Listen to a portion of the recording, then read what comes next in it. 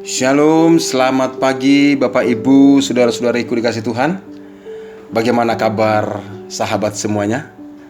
Harapan saya semua dalam keadaan baik dan di dalam perlindungan Tuhan, dan tetap di dalam hati yang mengasihi Tuhan. Hari ini tanggal 30 November tahun 2021, kita bersyukur atas anugerah dan rahmat Tuhan yang kembali memberikan kita kesempatan untuk merenungkan firman Tuhan dan memberikan kita kesempatan untuk menikmati rahmat-Nya yang selalu baru setiap hari. Pada kesempatan ini Bapak Ibu, saya mengajak Bapak Ibu, saudara-saudaraku dikasih Tuhan, merenungkan firman Tuhan dari kitab Rut pasal yang pertama, ayat yang pertama sampai dengan ayat yang ke-6. Demikianlah firman Tuhan. Pada zaman para hakim, saya ulang lagi, pada zaman para hakim memerintah, ada kelaparan di tanah Israel. Lalu pergilah seorang dari Betlehem Yehuda beserta istrinya dan kedua anaknya laki-laki ke daerah Moab untuk menetap di sana sebagai orang asing. Nama orang itu ialah Elimelek, nama istrinya Naomi, dan nama kedua anaknya Mahlon dan Kilion. Semuanya orang-orang Efrata dari Betlehem Yehuda. Dan setelah sampai di daerah Moab, diamlah mereka di sana. Ayat yang ketiga. Kemudian matilah Elimelek, suami Naomi, sehingga perempuan itu tertinggal dengan kedua anaknya. Keduanya mengambil perempuan Moab, yang pertama bernama Orpa, yang kedua bernama Rut, dan mereka diam di situ kira-kira 10 tahun lamanya. Artinya 10 tahun mereka ada di Moab. Selanjutnya, lalu matilah juga kedua anaknya, yakni Mahlon dan Kilion. Sehingga perempuan itu, artinya Naomi, kehilangan kedua anaknya dan kehilangan suaminya di Moab itu. Kemudian berkemaslah ia dengan kedua menantunya, dan ia pulang dari daerah Moab, sebab di daerah Moab ia mendengar bahwa Tuhan telah memperhatikan umatnya dan memberikan makanan kepada mereka. Berbahagialah yang mendengarkan firman Tuhan dan merenungkannya di dalam kehidupannya.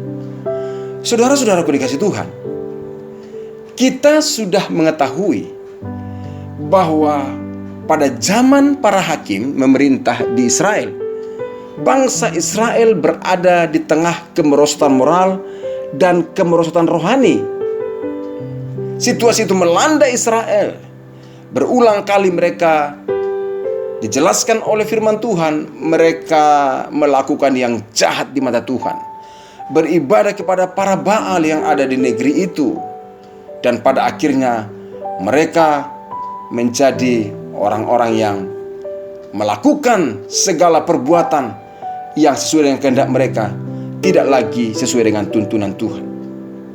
Namun ibu bapak dikasih Tuhan, hal yang terjadi selanjutnya dikatakan dalam kitab Rut pasal yang pertama ini, ternyata pada zaman para hakim memerintah, ada juga kelaparan yang melanda Israel.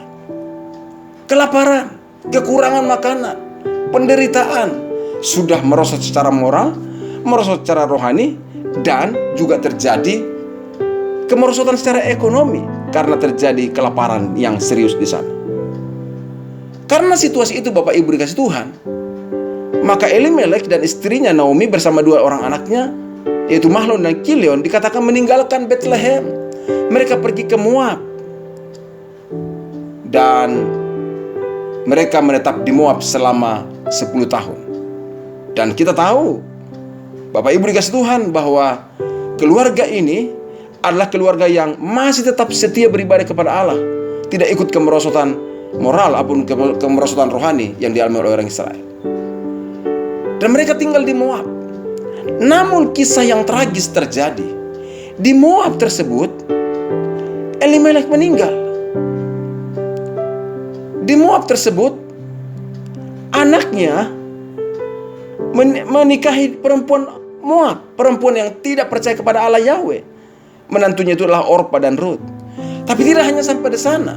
Selama 10 tahun ada di Moab, dikatakan Mahlon dan Kilion, anaknya Naomi, juga meninggal. Artinya sekarang Naomi ini menjadi janda tanpa anak. Secara kekeluargaan inti dia sebatang kara karena suaminya sudah meninggal dan anak-anaknya sudah meninggal. Iya, sekarang dia memang bersama dengan 2 orang menantunya, menantu yang belum percaya kepada Allah. Tetapi Bapak Ibu dikasih Tuhan, menantunya ini juga janda. Artinya dalam satu keluarga itu ada 3 orang janda tanpa anak. Tentunya hal ini menjadi suatu pertanyaan di dalam hati banyak orang dan mungkin di hati kita. Ada apa dengan Naomi? Mengapa Naomi harus mengalami kemalangan yang begitu serius? Ada apa? Mengapa Naomi harus mengalami itu? Bukankah Naomi pengen ke Tuhan yang masih setia? Bukankah Naomi pergi ke Moab adalah untuk membuat kehidupan yang lebih baik? Karena kelaparan yang menerpa orang Israel di Israel. Niatnya baik, tujuannya juga baik. Meninggalkan Bethlehem pergi ke Moab adalah untuk hal yang baik. Tapi apa yang terjadi? Dia mengalami hal-hal yang tidak baik menurut pandangan manusiawi kita. Ada apa dengan Naomi? Mengapa terjadi seperti itu? Mengapa Naomi harus kehilangan suaminya dan kehilangan 2 orang anaknya di Moab? Dan sekarang dia hidup bersama dengan 2 orang menantunya yang tidak percaya Allah. Ini situasi yang tidak mudah Bapak Ibu dikasih Tuhan. Naomi mengalami kemalangan yang besar. Dan hal inilah yang membuat pertanyaan banyak orang sering terjadi. Mengapa orang benar menderita? Mengapa orang benar mengalami masalah yang sukar? Pertanyaan-pertanyaan ini sering berkecamuk dalam hati banyak orang. Dan mungkin juga dalam hati kita Bapak Ibu dikasih Tuhan. Mengapa dan mengapa? Dan kadang kita tidak mendapatkan jawabannya. Tapi Bapak Ibu dikasih Tuhan, melalui kehidupan Naomi ini, melalui kisah yang dituliskan dalam Rut pasal yang pertama, ayat pertama sampai dengan ayat ke-6 ini, saya mengajak Bapak Ibu menarik pelajaran-pelajaran berharga yang perlu dan yang baik untuk kita renungkan dan kita terapkan di dalam kehidupan kita. Pelajaran yang pertama adalah bahwa bencana yang terjadi bisa saja berdampak bagi kehidupan orang benar. Sekali lagi saya katakan, bencana yang terjadi bisa saja berdampak bagi kehidupan orang-orang yang mencintai Tuhan, orang-orang benar. Itulah yang dialami oleh Naomi. Dia pindah ke Moab bersama dengan keluarganya adalah karena ada bencana kelaparan di dalam kehidupan bangsanya di Israel. Dan dia juga kena dampaknya. Artinya Bapak Ibu dikasih Tuhan, Naomi mengalami penderitaan, ikut mengalami kelaparan, bukan karena dosanya, tapi karena memang Tuhan mengizinkan ada bencana di dalam kehidupan bangsanya. Dan itu terjadi juga atau terdampak juga bagi kehidupan bangsa Israel dan juga kehidupannya. Artinya Bapak Ibu dikasih Tuhan, masalah yang terjadi, kesulitan yang terjadi tidak selalu karena dosa. Bisa juga itu karena memang faktor alam dan berdampak atas kehidupan kita. Sama seperti kejadian hari-hari ini, yang mana kita sudah mengalaminya hampir 2 tahun ini. Indonesia, dunia mengalami dampak yang sangat-sangat sulit karena pandemi COVID-19. Bukan hanya dampak tentang kesehatan, tapi juga dampak secara ekonomi. Dan itu bukan karena dosa, itu bukan karena kesalahan, tapi karena memang terjadi dan Tuhan izinkan hal itu terjadi. Dan Bapak Ibu dikasih Tuhan, itu semuanya di luar kendali manusia. Namun yang perlu kita ketahui bersama-sama, kejadian atau masalah yang terjadi atau bencana yang sedang melanda, percayalah ada tangan Tuhan yang terus memegang kendali dan terus memberikan pemeliharaannya atas orang-orang yang berharap kepadanya.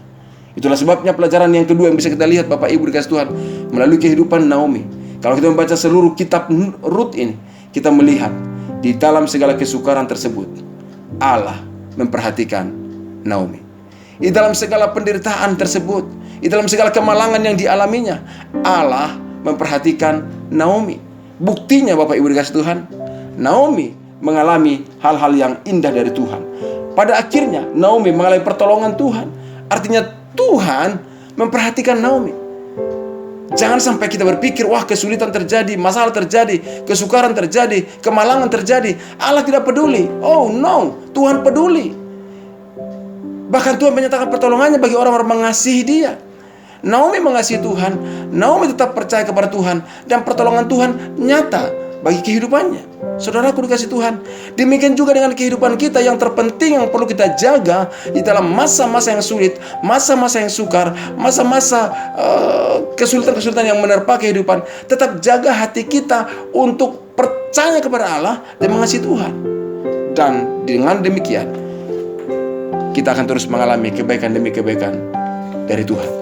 Karena kalau ada masalah, kita menjaga hati kepada Tuhan, kita akan melihat Tuhan akan menyatakan pertolongannya dan tuntunannya bagi kita. Itulah juga pelajaran yang ketiga yang bisa kita lihat dari kehidupan Naomi. Waktu dia ada di Moab selama 10 tahun, kehilangan suami, kehilangan anak-anaknya, dan sekarang dia bersama dengan menantunya. Dikatakan di Moab itu ia mendengar Tuhan telah memperhatikan umatnya dan memberikan makanan kepada mereka. Artinya Naomi senantiasa mengarahkan hatinya kepada Tuhan. Dia bisa mendengar apa yang terjadi.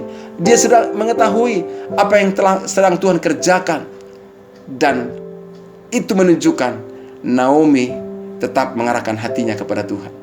Waktu dia tahu Tuhan sedang bekerja dengan indah atas kehidupan bangsanya di Israel, dia mengambil keputusan pulang ke Israel. Karena dia tahu di Israel Tuhan telah menyatakan pertolongannya. Dan dia kembali ke Israel, Bapak Ibu kasih Tuhan, setelah 10 tahun berada di Moab. Karena dia selalu mengarahkan hati kepada Tuhan. Saudaraku, sesulit dan sesukar apapun yang sedang terjadi hari-hari ini, tetap arahkan hati kepada Tuhan. Jangan tinggalkan Tuhan. Jangan bersungut-sungut. Jangan meratapi nasib. Tetapi mari tetap arahkan hati kepada Tuhan. Kalau Naomi di dalam masa sengsara, di dalam masa-masa kedukaan yang tidak mudah dihadapi, di masa-masa kemalangan yang sedang menimpa hidupnya, dia tetap mengarahkan hati kepada Tuhan dan mengalami pertolongan Tuhan. Saya juga percaya di tengah-tengah kesulitan, kesukaran yang terjadi hari-hari ini, kita tetap mengarahkan hati kepada Tuhan dan percaya kepada Tuhan. Saya yakin pertolongan, kasih, anugerah, jalan keluar, damai sejahtera Tuhan akan melingkupi dan memenuhi kehidupan kita.